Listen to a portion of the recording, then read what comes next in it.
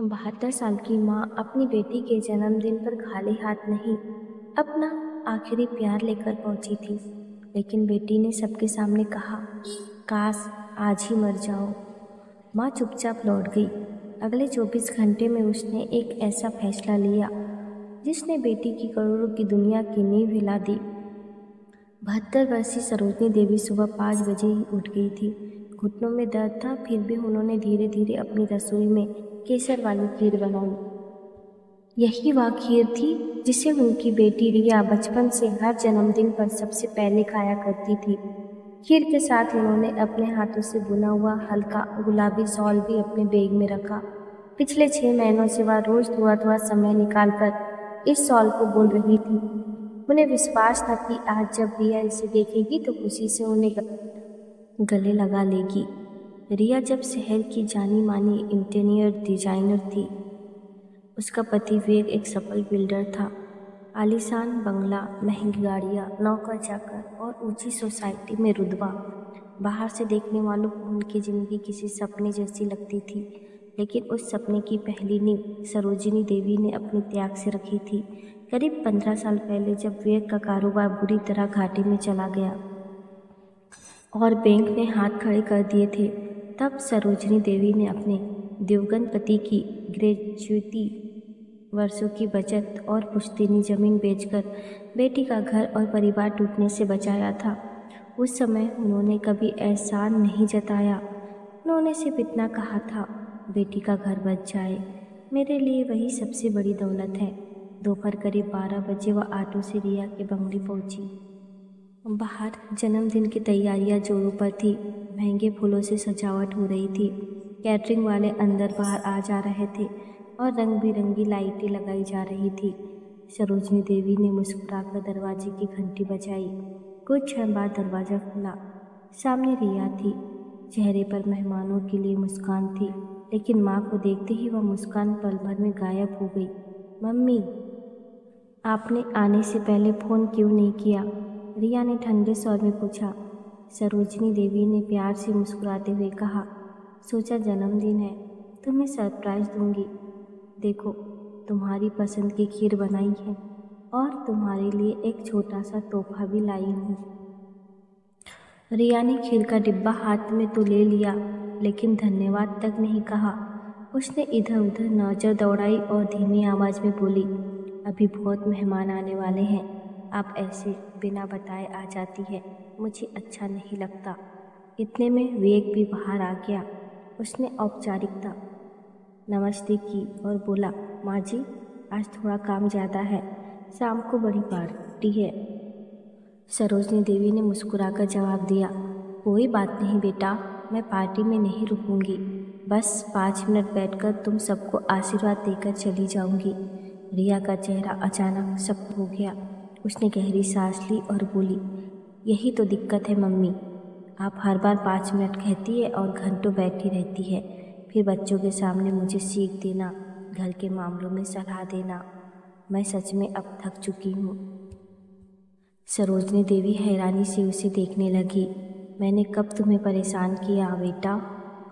मैं तो सिर्फ तुम्हारी भलाई, प्लीज़। रिया ने उनकी बात बीच में ही काट दी। अब मेरी ज़िंदगी मुझे अपने तरीके से जीने दीजिए, हर बात में दखल देना बंद कीजिए। उसी समय कुछ मेहमान गेट से अंदर आने लगे। रिया ने उन्हें देखा और शायद उसे लगा कि माँ की मौजूदगी उसकी बनाई हुई छवि खराब कर देगी। गुस्से में उसने अपनी आवाज़ और ऊंची कर दी, अगर मुझे जन्मदिन का सबसे बड़ा गिफ्ट देना है तो दोबारा कभी इस घर में मत आइए। सरोजिनी देवी की आंखों में पहली बार गहरा दर्द उतर आया। उन्होंने कांपती आवाज़ में पूछा, इतनी नफरत हो गई है मुझसे? रिया का गुस्सा अब पूरी तरह बेकाबू हो चुका था। उसने सबके सामने कहा, और अगर सच कहूँ तो काश आज ही आप मर जाए, कम से कम रोज़ रोज़ का यह बोझ खत्म होगा। पूरे आंगन एक पल के लिए बिल्कुल शांत हो गया। नौकर, कैटरिंग स्टाफ और दरवाजे पर खड़े मेहमान भी स्तंभ रह गए। सरोजिनी देवी की आंखों में आंसू नहीं आए। उन्होंने बस अपने बैग से वह गुलाबी शॉल वापस निकाला, उसे धीरे से फिर अंदर रख दिया और बेहद शांत आवाज़ में बोली, आज समझ गई, बेटी बड़ी हो गई। लेकिन उसकी दुनिया में माँ की जगह बहुत छोटी रह गई है। इतना कहकर वह बिना पीछे मुड़े बंगले से बाहर निकल गई। रात को अपने पुराने घर पहुंचकर उन्होंने वर्षों से बंद पड़े लोहे के संदूक का ताला खोला। उसमें से एक नीले रंग की पुरानी फाइल निकाली। फाइल के पहले पन्ने पर बड़े अक्षरों में लिखा था, पारिवारिक संपत्ति संरक्षण अनुबंध, मूल प्रति। उन्होंने पूरी फाइल ध्यान से पढ़ी और कई वर्षों बाद पहली बार उनके चेहरे पर हल्की सी मुस्कान दिखाई दी। उन्हें याद आ गया कि 15 साल पहले उन्होंने एक ऐसी कानूनी शर्त रखवाई थी जिसे रिया और विवेक दोनों समय के साथ पूरी तरह भूल चुके थे, और अब वही शर्त उनकी ज़िंदगी का सबसे बड़ा सच बनने वाली थी। अगली सुबह सूरज निकलने से पहले ही सरोजनी देवी की आँख खुल गई। पिछले दिन बेटी के घर में जो कुछ हुआ था उसकी एक एक बात अब भी उनके कानों में गूंज रही थी, लेकिन इस बार उनके चेहरे पर आंसू नहीं थे। रात भर रो लेने के बाद जैसे उनके भीतर का सारा दर्द एक ठोस फैसले में बदल चुका था। उन्होंने चुपचाप स्नान किया, पूजा की और भगवान के सामने सिर्फ एक ही बात कही, हे प्रभु, अब मैं किसी से बदला नहीं चाहती, बस न्याय चाहती हूँ। इसके बाद उन्होंने अपने मोबाइल से रिया और विवेक दोनों के नंबर ब्लॉक कर दिए। कई सालों में पहली बार उन्होंने खुद को भावनाओं से नहीं बल्कि विवेक से चलने दिया। सुबह 10 बजे वह शहर के सबसे पुराने अधिवक्ता अशोक मेहता के कार्यालय पहुंची। वकील ने फाइल के एक एक दस्तावेज को बड़े ध्यान से पढ़ना शुरू किया। करीब आधे घंटे तक कमरे में सन्नाटा रहा। अचानक उनकी नज़र एक ऐसे दस्तावेज पे पड़ी जिसे देखकर वह मुस्कुराए बिना नहीं रह सके। उन्होंने सरोजनी देवी की तरफ देखा और कहा, आपको शायद याद भी नहीं होगा कि आपने उस समय कितनी समझदारी दिखाई थी। अगर यह शर्त इस अनुबंध में ना होती तो आज आप सचमुच बेबस होती। सरोजनी देवी ने हैरानी से पूछा, कौन सी शर्त? वकील ने फाइल का एक पन्ना उनकी तरफ बढ़ाया। उसमें साफ लिखा था कि जिस धनराशि से रिया और विवेक का बंगला और व्यवसाय खड़ा हुआ था वह एक पारिवारिक संरक्षण निवेश के रूप में दर्ज की गई थी। अनुबंध की सबसे महत्वपूर्ण शर्त यह थी कि यदि भविष्य में लाभ लेने वाले लोग निवेशकर्ता के साथ मानसिक क्रूरता, सार्वजनिक अपमान या संबंध विच्छेद जैसा व्यवहार करेंगे तो निवेशकर्ता को अपना पूरा निवेश ब्याज सहित वापस लेने और उस संपत्ति पर अपने अधिकार लागू करने का कानूनी अधिकार होगा। इस अनुबंध पर दोनों पति पत्नी के हस्ताक्षर और 2 गवाहों के हस्ताक्षर भी मौजूद थे। सरोजनी देवी कुछ क्षण तक चुप बैठी रही। उन्हें याद आया कि उस समय उनके पति के पुराने मित्र जो स्वयं वकील थे, उन्होंने जिद करके यह शर्त जुड़वाई थी। तब रिया ने हंसते हुए कहा था, मम्मी, आप भी कैसी बातें करती हैं, मैं क्या कभी आपका दिल दुखाऊंगी? और उसी विश्वास में उन्होंने बिना पढ़े दस्तावेज पर हस्ताक्षर कर दिए थे। अशोक मेहरा ने उसी दिन रिया और विवेक के नाम कानूनी नोटिस तैयार करवा दिया।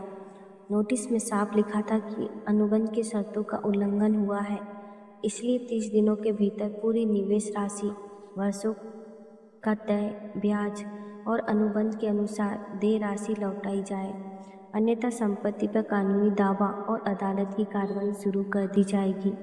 उधर उसी शाम रिया अपने जन्मदिन की तस्वीरें सोशल मीडिया पर डाल रही थी।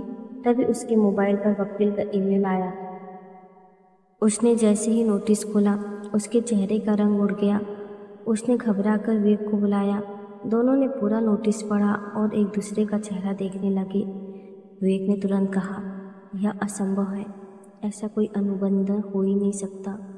रिया ने कांपते हाथों से पुरानी फाइलें निकलवानी शुरू की। कई घंटों की तलाश के बाद उसे वही दस्तावेज मिल गया जिस पर उसके और विवेक के अपने हस्ताक्षर थे। अब दोनों की सांसें तेज हो चुकी थी। उन्हें पहली बार एहसास हुआ कि जिस माँ को उन्होंने कमज़ोर समझकर टुकड़ा दिया, उसने कभी अपने अधिकार छोड़े ही नहीं थे।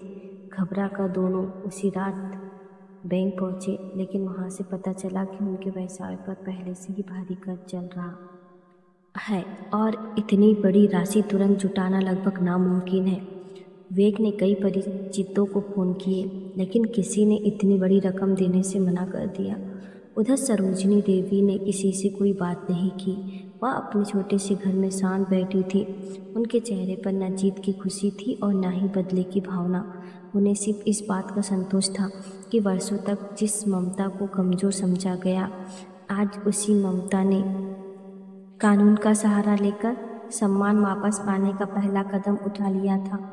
लेकिन उन्हें यह बिल्कुल अंदाज़ा नहीं था कि अगले कुछ दिनों में रिया के जीवन में ऐसा सच सामने आने वाला है जो सिर्फ उसके घमंड ही नहीं बल्कि उसके पूरे परिवार की सोच को हमेशा के लिए बदल देगा। कानूनी नोटिस मिलने के तीसरे दिन रिया और विवेक पहली बार बिना किसी दिखावे के सरोजिनी देवी के घर पहुंचे, जिस घर में वे वर्षों से शायद ही कभी आए थे। आज उसी छोटे से आंगन में खड़े होकर उन्हें अपने कदम भारी लग रहे थे।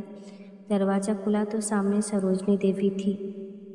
चेहरे पर वही शांति थी, लेकिन अब उनकी आंखों में वह बेबसी नहीं थी जो जन्मदिन वाली थी। उन्होंने दोनों को अंदर आने के लिए कहा, पर ना कोई शिकायत की, ना कोई ताना मारा। रिया की आंखों से आंसू बहने लगे। उसने कांपती आवाज़ में कहा, मम्मी, मुझसे बहुत बड़ी गलती हो गई। गुस्से में जो कहा उसका मतलब वह नहीं था। आप चाहे तो मुझे थप्पड़ मार लीजिए, लेकिन यह केस वापस ले लीजिए। बैंक वाले रोज़ फ़ोन कर रहे हैं। अगर मामला कोर्ट पहुंचा तो हमारा घर भी जा सकता है और विवेक का बिजनेस भी ख़त्म हो जाएगा। सरोजिनी देवी कुछ क्षण चुप रही।